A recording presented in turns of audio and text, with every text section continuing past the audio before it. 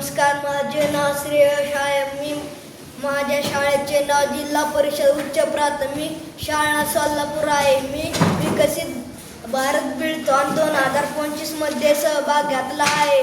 पेयजल समस्येबद्दल मी सांगणार आहे.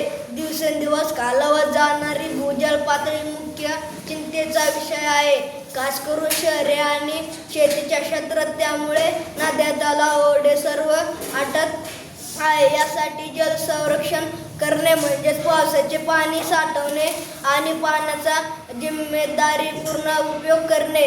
तलाव, ओढे, इतर पाण्याच्या स्रोतांची दुरुस्ती व सफाई करणे. पाणी प्रदूषण नियंत्रणासाठी उद्योगधंदे आणि शहरातून बाहेर पडलेल्या घाण पाण्यावर प्रक्रिया करणे. लोकांना पाण्याचे महत्त्व आणि संरक्षणासंबंधी उपयोग सुचवून जागरूक करणे.